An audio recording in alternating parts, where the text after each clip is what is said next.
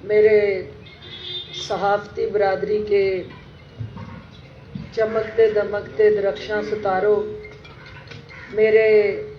Lahore press club کے منتخب اراکین، صدر اور ان کی تمام گورننگ باڈی، میرے ساتھ تشریف فرما صحافت کے نامور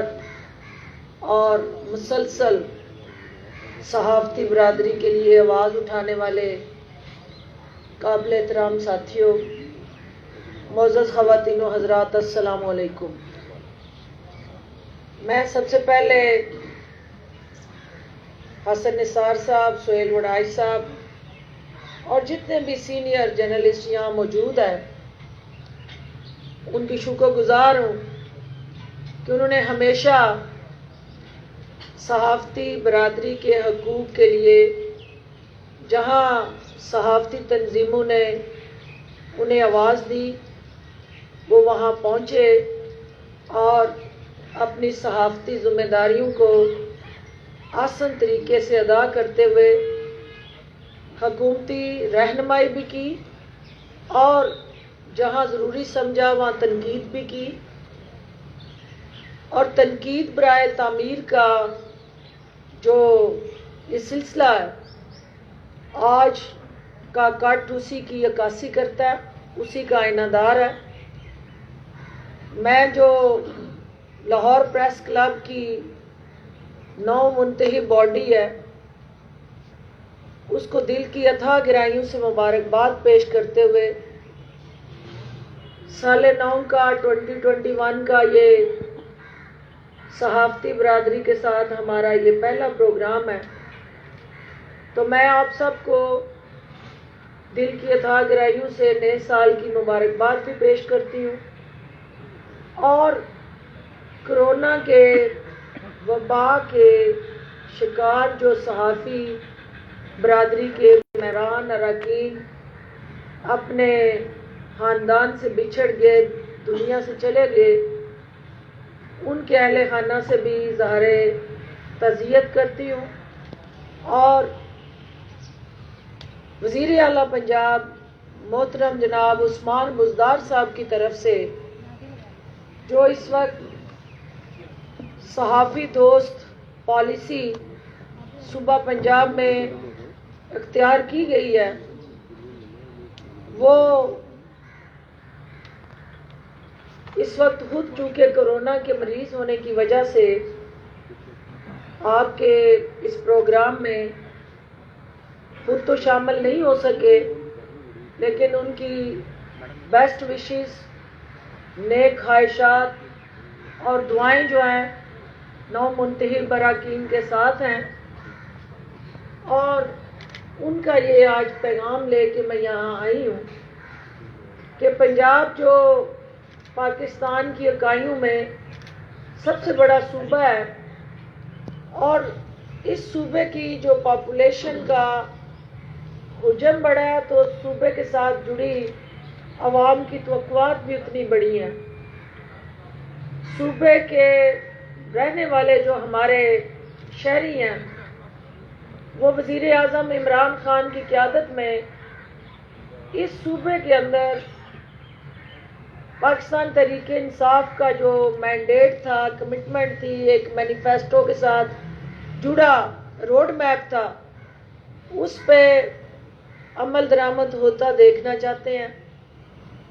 یہ صوبہ چونکہ ایگرو بیسڈ ہے اور آلموسٹ 70 to 75% پاکستان کی فوڈ باسکٹ کو لک آفٹر کرتا ہے، تو یہاں کا جو کسان ہے، جو محنت کش مزدور دہقان ہے، اس کی اس حکومت کے ساتھ جو وابستہ توقعات ہیں ہم نے اس کو پورا کرنا ہے۔ ہماری ایگریکلچر پالیسی اس چھوٹے کاشتکار کی امنگوں کی ترجمان ہے، اور اس کاشتکار کو ہم نے خوشحال بنانا ہے، اور خصوصی طور پہ دیہات کے اندر جو اس وقت ہمارا رورل اربن ڈیوائڈ ہے اور بہت زیادہ مائیگریشن دیہات سے شہروں کی طرف ہو رہی ہے، اور بڑے شہر جو ہیں لاہور جیسا شہر یا اس کے ساتھ جڑے دیگر جو علاقے ہیں وہ ان کا پاپولیشن حجم جو ہے وہ بڑھ گیا ہے. اس کے پیرالل جو ہمیں پلاننگ اور پالیسیز اور ریفارمز ان شہروں میں متعارف کرانے کی ضرورت ہے. وزیر اعلیٰ کی قیادت میں حکومت پنجاب پرعزم ہے کہ ہم جہاں آپ کے ہاؤسنگ کو اس کی ضروریات جو ہیں اس سے جڑی جو آپ کی چھت کے ساتھ جڑے چیلنجز اور ایشوز ہیں ہم ان کو ایڈریس کرنے جا رہے ہیں، بلکہ لاہور کے رہنے والوں کے لیے نیا لاہور شہر کا جو ایک پروجیکٹ روڈا کے پلیٹ فارم سے شروع ہو چکا ہے، اس پہ باقاعدہ تعمیراتی کام اور جو بلڈوزر چلا کے وہاں کم از کم ایک عملی طور پہ باقاعدہ کام کا آغاز ہو گیا ہے. وزیر اعظم پاکستان ان قریب باقاعدہ طور پہ وہاں وزٹ کر کے لاہور کے شہریوں کو ایک رہائش کے ساتھ جڑا، کمرشل ایکٹیویٹی کے ساتھ جڑا، وزیر اعلیٰ پنجاب کے اس ویژن کو، اس خواب کو تعبیر دینے کے لیے تشریف لائیں گے. جہاں ہم ہاؤسنگ سیکٹر کے اندر پنجاب کے اندر بسنے والے ہر شہری کے حقوق کا خیال رکھنے کے پابند ہیں، وہاں صحافی برادری جو ہے، خصوصاً ہمارے وہ صحافی حضرات جو کرائے کے گھروں میں رہتے ہیں، جو اپنا گھر اور اپنی چھت کے خواب کو شرمندہ تعبیر ہوتا نہیں دیکھ پا رہے، تو صدر صاحب میں آپ کو مبارکباد دیتی ہوں کہ ارشد انصاری صاحب کی جو وزیر اعلیٰ عثمان بزدار صاحب کے ساتھ ایک کنسسٹنٹ، کنٹینیوڈ، فریکوینٹ ایفرٹس تھی، وہ رنگ لائیں اور الٹیمیٹلی وزیر اعلیٰ صاحب نے پچھلے ماہ اس صحافی کالونی کے فیز 2 کا جو ایف بلاک کا افتتاح کیا.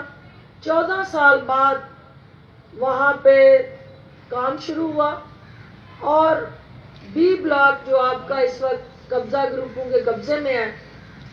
اس قبضے کو چھڑانے کے لیے باقاعدہ طور پہ حکومتی حکمت عملی کے تحت قانون حرکت میں آیا، اور وہاں ہم نے یہ تہیہ کیا ہوا ہے کہ جہاں ہم نے آپ کی لاہور سے قبضہ مافیا کا خاتمہ کرنا ہے، پنجاب سے قبضہ مافیا کا صفایا کرنا ہے، اور سرکاری زمینوں پہ جو قابضین ہیں ان کو ہم نے بے دخل کرنا ہے اور عوام کو ان اسکیموں میں حصے دار بنانا ہے. وہاں صحافی کالونیز کے اندر بھی جو قبضہ مافیا اور قبضہ گروپس ہیں ان کا سر کچلنا بھی ہماری ذمہ داری میں ہے، اور ہم اس سے آگاہ ہیں، اور انشاءاللہ ان قریب جو ہے اس میں مثبت پیش رفت ہوگی. دوسرا جو آپ کا وزیر اعلیٰ پنجاب نے کمٹمنٹ اور وعدہ کیا ہوا ہے آپ کے ساتھ کہ ہم نے یہ صحافی کالونیز کا دائرہ کار پہلے ڈویژنل ہیڈ کوارٹرز تک لے کے جانا ہے، تاکہ ہر ڈویژنل ہیڈ کوارٹر میں ایک صحافی کالونی بنے، اور پھر آہستہ آہستہ اس کو ہم نے 36 اضلاع تک اس عمل کو پھیلانا ہے. تو یہ ایک نیکسٹ فیز میں وزیر اعلیٰ عثمان بزدار صاحب کی ہدایت کے مطابق ہم ریجنل جو کمشنرز ہیں ہمارے ان کے ساتھ ایک ہوم ورک کر کے ریونیو ڈپارٹمنٹ کی مشاورت کے ساتھ ایک ٹارگٹ اور فوکس کر کے سرٹن ایریاز کو آپ کی صحافی کالونی کے لیے ایلوکیٹ کرنے جا رہے ہیں، وہ ریونیو کی جو جگہ ہے، تاکہ وزیر اعظم عمران خان نے جو آپ لوگوں کے ساتھ کمٹمنٹ کی ہے وزیر اعلیٰ عثمان بزدار کی قیادت میں،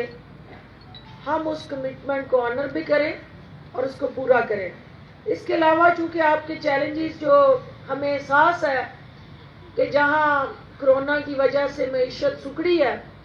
وہاں آپ کے لیے بے روزگاری کے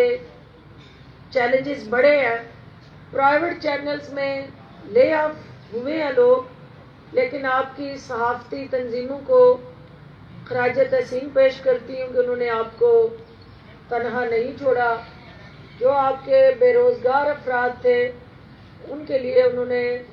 ایک ہراول دستہ بن کے جدوجہد کر کے ان ساتھیوں کی جنگ لڑی ہے اور ان کو ان کے گھر کا بوجھ اٹھایا، اور حکومت اس میں آپ کے ساتھ پارٹنر ہے. اور ہم چاہیں گے کہ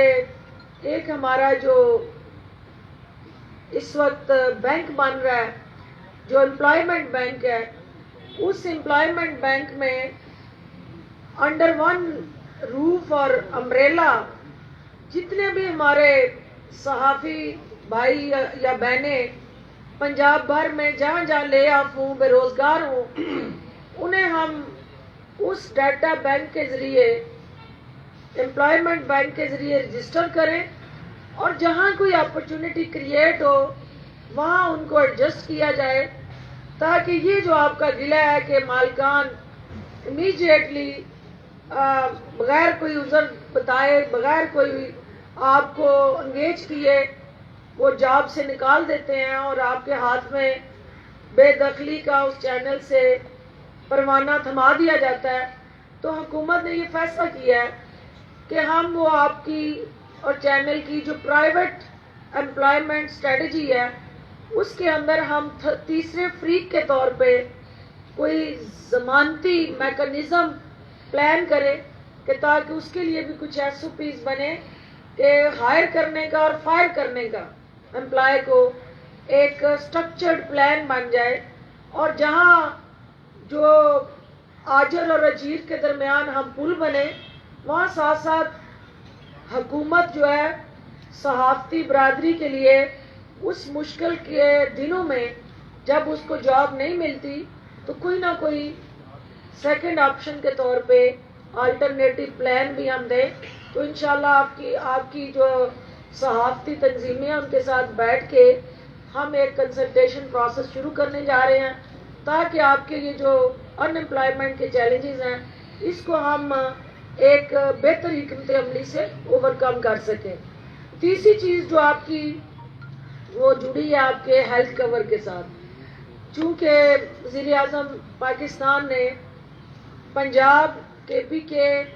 اور جو وفاق کے متحد ہمارے ایریاز اور لوکیلٹیز ہیں وہاں یونیورسل ہیلتھ پروگرام کے اجراء کا فیصلہ کیا ہے، تو پنجاب اس میں لیڈ لے رہا ہے. اس یونیورسل ہیلتھ کیئر میں صحافی برادری کو ترجیحی بنیادوں پہ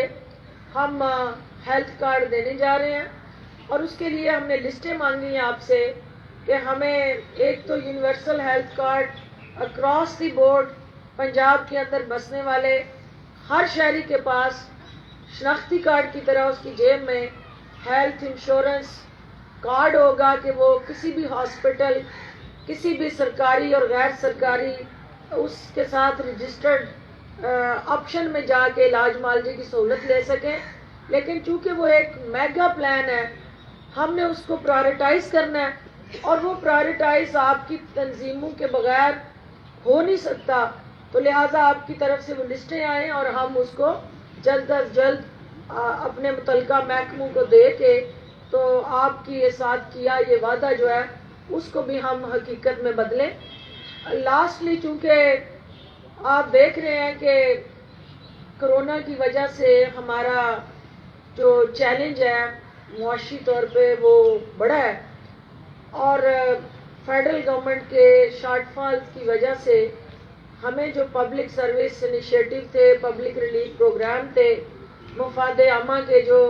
ہم نے سیٹ کیے ہوئے گولز تھے اس کے اندر ہمیں کہیں نہ کہیں میٹ کرنے کے لیے ان انڈیکیٹرز اور ٹارگیٹس کو پرابلمز آ رہی ہیں. لیکن ہم نے یہ فیصلہ کیا کہ جہاں ہماری صحافتی برادری اور عام عوام کے مفاد کے ساتھ جڑے مسائل ہیں وہ ترجیحی بنیادوں پہ ہم کور کریں گے. اس کو نہ صرف ہم حل کریں گے بلکہ اس کے راستے کی رکاوٹیں اور کانٹے جو ہیں ان کو چنیں گے. اس کو سامنے رکھتے ہوئے جو ہمارا جرنلسٹ سپورٹ فنڈ ہے جس کے تحت جو کرونا کے وکٹمز جو شہید ہوئے یا ڈیوٹی دیتے ہوئے وہ کرونا کا اس وبا کا شکار ہو کے گھروں میں بیٹھ کے اس کے لیے بھی ایک مؤثر حکمت عملی ہم طے کرنے جا رہے ہیں. اس فنڈ کا جو پچھلے سال ایلڈرلی صحافی اور وہ ہمارے صحافی برادری کے جو ایسے افراد جو کوئی کام کرنے کے قابل نہیں ہیں ہم اس کے لیے ایک تھنک ٹینک بنانے جا رہے ہیں. اور یہ جتنے ہمارے سینئر صحافی ہیں وہ اس تھنک ٹینک کو ایک ایڈوائزری رول کے طور پہ ہیڈ کریں گے اور الٹیمیٹلی وہ ہمیں ایڈوائز کریں گے گورنمنٹ کو کہ وہ فنڈز جو ہم ایلوکیٹ کر دیں اس کا ہم ایک اسپیسیفک اماؤنٹ آپ کے صحافی برادری کے ویلفیئر کے لیے وقف کریں. تو یہ کس طرح کن صحافیوں کو کس میکانزم کے تحت ڈسٹریبیوٹ ہو حکومت آپ کو پارٹنر بنانے جا رہی ہے. اب وہ پالیسی حکومت بنائے گی, امپلیمنٹ جو ہے صحافتی تنظیمیں ہمارے ساتھ مل کے کریں گی تاکہ یہ ہمارا جو چولی دامن کا ساتھ ہے کیونکہ اس ملک کو آگے لے کے چلنے میں جہاں حکومت کا آئینی کردار ہے ہماری قانونی ذمہ داری ہے وہاں ریاست کے ایک اہم ستون کے طور پہ حکومت آپ کو اپنی طاقت سمجھتے ہوئے بااختیار بنا کے آپ سے رہنمائی بھی لے کے ان پالیسیز کی بہتر امپلیمنٹیشن کے لیے آپ کو حصے دار بنانے جا رہی ہے. تو میں کیونکہ آج یہ جو آپ کا پروگرام ہے اس کے اندر نہیں چاہ رہی ہوں کہ کوئی سیاسی تڑکا لگے, لیکن چونکہ ہماری مجبوری ہے کہ سیاسی تڑکے کے بغیر سیاست ہماری جو ہے وہ نہیں سروائیو کر سکتی. تو کل آپ نے دیکھ لیا کہ جاتی عمرہ کے اندر جو کچھ ہوا مجھے کچھ کہنے کی ضرورت نہیں. وہ ان کے چہرے بتا رہے تھے کہ جو اترے ہوئے چہرے مایوس چہرے ان کے دل کے اندر کی داستان بیان کر رہے تھے. تو وہ اس وقت ہر وہ مایوس لاگر پسا ہوا زخمی شخص جو ہے وہ پی ڈی ایم کی صفوں میں ہو یا معاشرے کے کسی بھی طبقے سے اس کا تعلق ہو اس کی ذمہ داری اٹھانا حکومت کا فرض ہے. تو میں ہمارے کل والے جو جتھا ہارے ہوئے جواریوں کی طرح جس طرح سے وہ کشتی اپنی ڈوب جائے اور سامنے ساحل پہ کھڑا حسرت سے تک رہا ہوتا ہے تو وہ کل سب کی جو امیدوں کی آسوں کی اور استعفوں سے بھری جو کشتی تھی وہ مجدار میں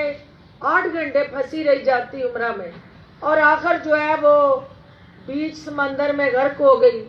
اور سارے اس کو حسرت سے دیکھتے رہے. خصوصی طور پہ ہماری بہن مریم نواز صاحبہ کا چہرہ جو ہے اس کی اداسی مجھ سے دیکھی نہیں جا رہی تھی اور میرا دل چاہ رہا تھا کہ میں ان کا جا کے ہاتھ تھاموں اور انہیں یہ بتاؤں کہ آپ کو عادت ہے چوریاں کھانے کی, پکی پکائی کھیر کھانے کی, اور سیاست میں پکا کے کھیر کھانا جو ہے وہ سب سے بڑا چیلنج ہے. تو آپ جو ہیں وہ مولانا صاحب کے کندھے پہ بندوق رکھ کے نہ چلائیں اور عملی طور پہ آپ کے ابھی سیاست کا عملی آغاز ہوا ہے اور یہ نہیں ہو سکتا کہ آپ کا والد کہ میری بیٹی لیڈ کرے گی تو وہ لیڈر بن جائے. کسی بھی نظریے کو کسی بھی عوام کے درد کو اور اس ملک کے مفاد کے لیے لیڈ کرنے کے لیے لیڈر بننے کے لیے سب سے پہلے اپنی نفی کرنی پڑتی ہے اور فالوور جو ہوتا ہے وہ لیڈر نہیں ہوتا. تو لیڈر بننے کے لیے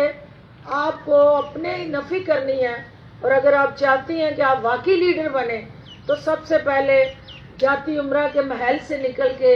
ایک غریب کی کٹیا میں جا کے دیکھیں کہ وہاں رہنے والی ایک عام عورت جو ہے اس کے کیا چیلنجز ہیں، اور جو عام پسا ہوا ہمارا مزدور محنت کش چھوٹا کسان اور دہقان ہے اس کے کیا مسائل ہیں، اور ان کے درمیان صرف زیادہ نہیں 2 دن گزار دیں. اور جس دن آپ نے کسی فارم ہاؤس میں نہیں، کسی شاہی محل میں نہیں، کسی دیہات کے اندر جہاں گندا پینے کا پانی اور جہاں کیچڑ میں لت پت ان کے کپڑوں میں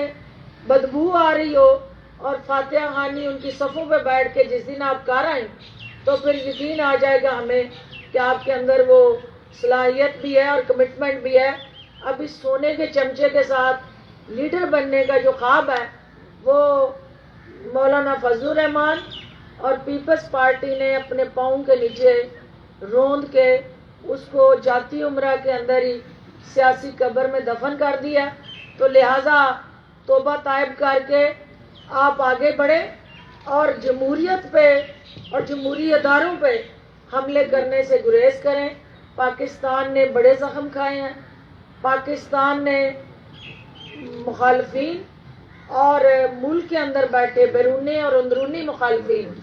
انہوں نے اس کو زخمی کیا ہوا ہے. بڑی مشکل سے یہ پاکستان اپنے پاؤں پہ کھڑا ہونے کی کوشش کر رہا ہے. تو اس کو سہارا دے کے اس کو سٹیبل کر کے کھڑا کرے، نہ کہ اس پاکستان کو کمزور کرنے کی سازشوں میں حصے دار بنے. آپ سب کی تشریف آوری کا بہت شکریہ. میں اپنے بھائی آصف کو خصوصی طور پہ ان کی ساری ٹیم کو دل کی عطا گرائیوں سے شکریہ ادا کرتے ہوئے یہ یقین دلاتی ہوں کہ آپ یہ جو ہمیں اکٹھا کر کے یہ گلدستہ پھولوں کا صحافتی برادری کا اکٹھا کر کے بٹھا لیتے ہیں اور ایسے ایسے پھول سجا دیتے ہیں کہ جن کو شاید میں اکیلے نہ اکٹھا کر سکوں اور نہ ان کی مہک سے اس طرح اس پنڈال کو معطر کر سکوں جس طرح کوشش آپ نے کی ہے. تو اس سے یہ ظاہر ہوتا ہے کہ ہم جو حکومتی کانٹے ہیں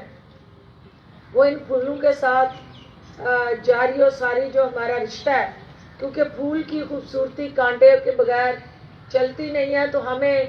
کانٹے آپ چنتے ہیں اور پھولوں کو ایک لڑی میں پروتے ہیں اور ہمیں ساتھ پھر بٹھا کے یہ ثابت کرتے ہیں کہ حکومت اور صحافتی تنظیمیں اور صحافت یہ ایک دوسرے کے لیے آکسیجن کا سلنڈر ہے. کیونکہ حکومت آپ کے بغیر ہماری سانسیں گھٹتی ہیں اور آپ کی وجہ سے حکومت کی سانسیں بحال رہتی ہیں. تو دونوں کا رشتہ جو ہے یہی ایک لازم و ملزوم بانڈ ہے جو عوام کی عدالت میں ہمیں سرخرو کر سکتا ہے. بہت شکریہ. اور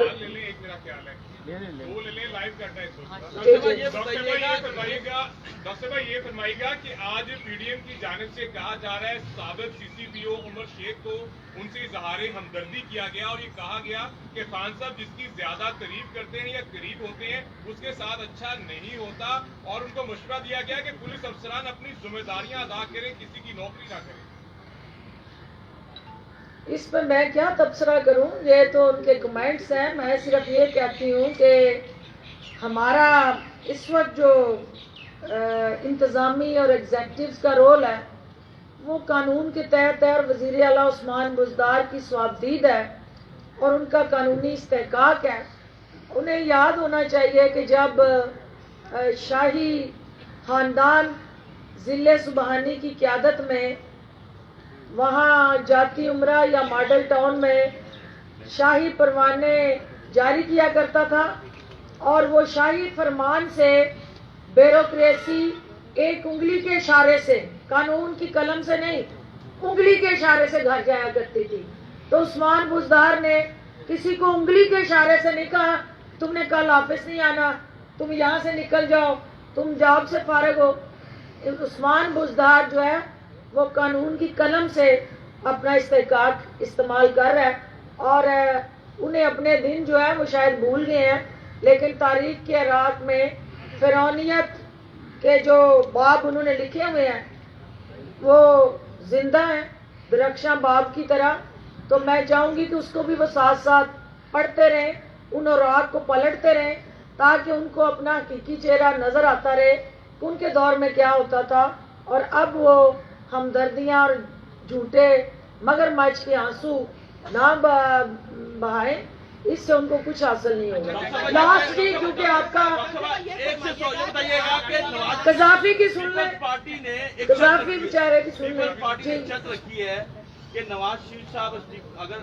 وطن واپس آئیں گے تو استعفیٰ دیں گے، تو آپ کو نہیں لگتا کہ نواز شریف وطن واپس آئیں گے اور اس کے بعد پھر تحریک میں تیزی آئے گی؟ آپ بہت خوش ہیں. دیکھیے نواز شریف جو ہے وہ پردیسی بن کے دیس میں آنے کے لیے تیار نہیں ہے، اور وہ آپ سنتے رہے ہیں کہ اکھیاں وڈیک دیاں دل واجہ ماردہ، وہ سارا پی ایم ایل این کا ٹولہ اکھیاں وڈیک کے دل واجہ مار رہا ہے، لیکن وہ دل پشوری کر رہے ہیں اپنے بچوں کے ساتھ، اور قوم کے بچوں کو بیوقوف بنانے کا یہ عمل جاری ہے. جہاں تک پیپلز پارٹی کا تعلق ہے تو یہ میں ان کے گھر کا بیدی رہا ہوں. مجھے پتہ ہے کہ وہ جان جائے پر سندھی کی حکومت نہ جائے، کیونکہ ان کی سانسیں جڑی ہوئی ہیں سندھ کی حکومت کے ساتھ. پیپلز پارٹی کی سیاست اقتدار کے بغیر سندھ میں زندہ نہیں رہ سکتی. تو زرداری صاحب جو ایک ٹکٹ میں دو مزے لے رہے ہیں اپوزیشن اور حکومت کے، وہ کبھی بھی ایک ٹکٹ پہ ایک مزہ لینے کے لیے اپوزیشن نہیں کریں گے. اور انہوں نے دکھائی ان کو سجی تھی، ماری کھبی ہے. تو اب تو مریم بی بی کے ہوش ٹھکانے آ جانے چاہیے. قذافی کا لاسٹ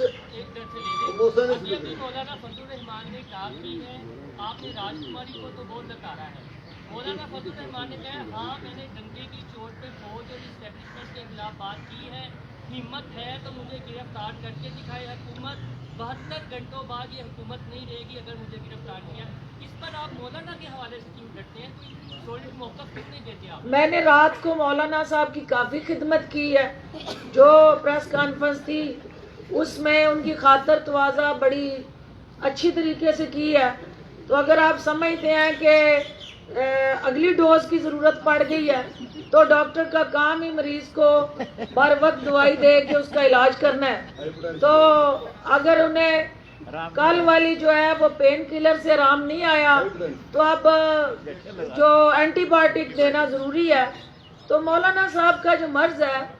وہ لا علاج مرض ہے، اور وہ لا علاج مرض جو ہے وہ اس قوم کی قومی سلامتی کے لیے آہستہ آہستہ کینسر بنتا جا رہا ہے. اور جب کوئی جسم کے کسی حصے میں کینسر کی تشخیص ہو جاتی ہے تو آپ کو بھی پتہ ہے کہ کتنا بھی پیارا بازو ہو انسان کا، کتنی پیاری ٹانگ ہو، جسم کا جتنا بھی اہم ترین آپ کا اعضاء ہو، جب آپ کو پتہ چل جائے کہ یہ کینسر زدہ ہے تو آپ اپنی جان بچانے کے لیے اس اعضاء کو اپنے جسم سے کٹواتے ہیں اور خود کانسنٹ دیتے ہیں کہ کاٹ دیا جائے. تو پاکستان کی جڑوں میں یہ جو کینسر گھول رہے ہیں اور جس طرح زہر آلود پروپیگنڈا کر کے یہ پاکستان کے قومی اداروں کو اور قومی سلامتی کے اور دفاع کے ان اداروں کو متنازع بنا رہے ہیں، تو مولانا صاحب کا کینسر جو ہے اس کو قوم کو کینسر زدہ ہونے سے بچانے کے لیے، کیونکہ جسم کا حصہ اس لیے کاٹتے ہیں کہ وہ کینسر باقی جسم میں نہ پھیلے. تو مولانا صاحب پاکستان کی سیاست کو کینسر زدہ کرنے کا جو ایجنڈا لے کے چلے ہیں وہ صرف اور صرف مودی کی خدمت کر رہے ہیں. تو مودی کے یاروں کو پاکستان نے اور پاکستان کے اداروں نے جس طرح فکس کیا ہے اس کے لیے مجھے کہنے کی کچھ ضرورت نہیں. مولانا صاحب انتظار فرمائیں، وقت پہ ان کی باری ضرور آئے گی. بہت شکریہ. اضافی یہ فرمائیے گا کہ ملک میں ڈاکہ بھی پڑ گیا، چوری بھی ہو گئی، لیکن ابھی تک چور گرفتار نہیں ہوئے. آپ نے کہا تھا کہ چوری ہو جائے گی تو چوروں پہ ہماری نظر ہے، ان کو ضرور پکڑا جائے. ڈاکٹر صاحب اس کے ساتھ یہ ایڈ کر دیں کہ محمد علی قرآنی کنٹری اتحادی ہے اور اپوزیشن کے ساتھ گرینڈ الائنس کی بات کر رہے ہیں، تو اس کے حوالے سے کیا حکومت کی جانب سے کاسٹ کیا گیا؟ پہلی بات یہ ہے کہ یہ وہ چور ہیں جو چوری بھی کرتے ہیں اور سینہ زوری بھی کرتے ہیں، اور یہ وہ چور ہیں جو چور بھی ہیں اور ساتھ چتر بھی ہیں، اور چرب زبانی سے یہ اتنی ڈٹائی سے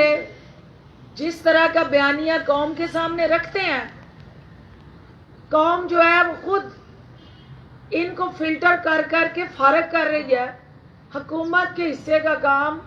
قانون کے حصے کا کام عوام خود کر رہی ہے.